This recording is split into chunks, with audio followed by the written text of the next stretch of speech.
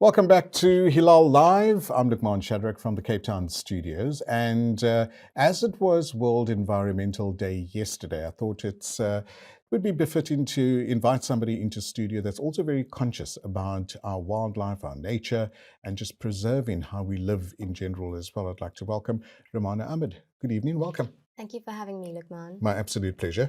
Rumanah, tell us a bit more about the Save Soil campaign. I found it so interesting about some of the great work that you guys do, but tell us more. So Save Soil is a movement that came about because not many people know that our soil on a global scale is becoming extinct. The soil is dying.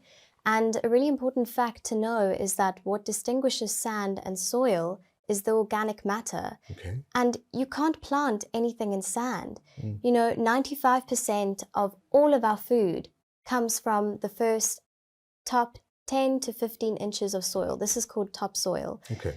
And if the soil is of low organic content and unhealthy, then the food is unhealthy, then we are unhealthy. So how the soil is affects all of us.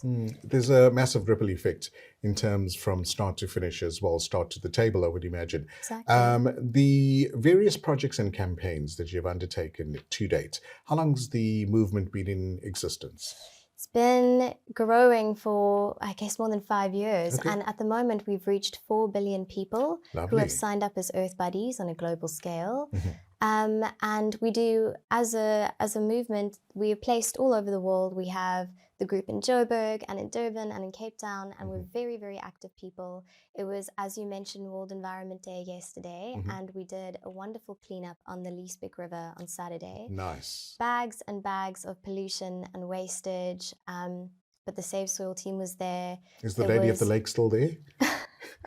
She's there watching over everything. Watching over everybody. Watching everything become polluted. Absolutely. And it's quite interesting because you were speaking to Faraz earlier about the influenza and how, people are starting to panic. But people need to be panicking that the soil is dying. And, we're talking about climate change, we're talking about food scarcity and water scarcity, and everything ends up going to the soil. We come from the soil, we live off the soil, and we go back to the soil. Oh, 100%.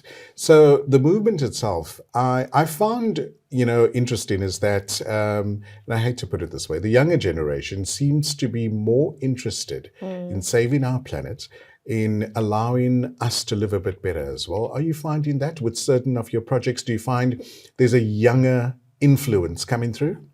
I do. I find that there's a fresher sense of energy and enthusiasm from the younger people, whereas perhaps the older generation are a little bit stuck in their ways. Okay. But what is important to know is that if we turn around the soil now, 52% of our agricultural soil is already degraded. Sure. And if that keeps going, then we're not going to have much left. So we need to turn things back now for the future generations, for the younger people that are yet to walk on the earth. Do you find the problems that we have in South Africa, are they very similar to around the world? Do they vary?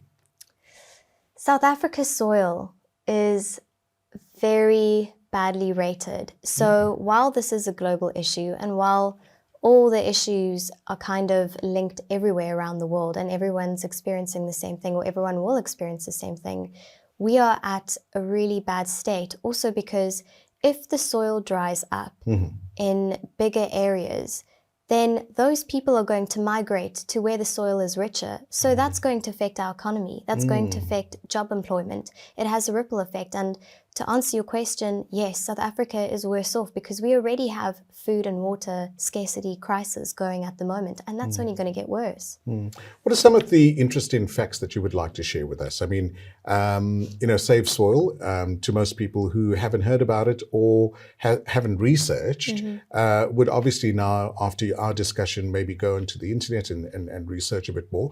But take us through some of the campaigns, some of the work that you've done to date. So going back to the facts, a really lovely one that seems to stick with people is, and I'll ask you this, Luqman, how many oranges do you think you need to eat in today's time to get the equivalent nutrition that your grandfather ate in his time? Wow, I'd be taking a flyer here, but I would imagine something like 8 to 10? So 8. Okay, you need good. 8 oranges now to get the same amount of nutrition that your grandfather ate from one orange. That is how badly our soil is lacking in nutrition and has depleted. Sure. And the biggest aim is because the organic content in our soil is so low. In South Africa at the moment, it's 0.4%. The minimum threshold for healthy soil is 3 to 6%. So we're trying to gain support, trying to gain awareness to help everyone first educate themselves and also encourage the government to ensure that we have stronger policies around the soil.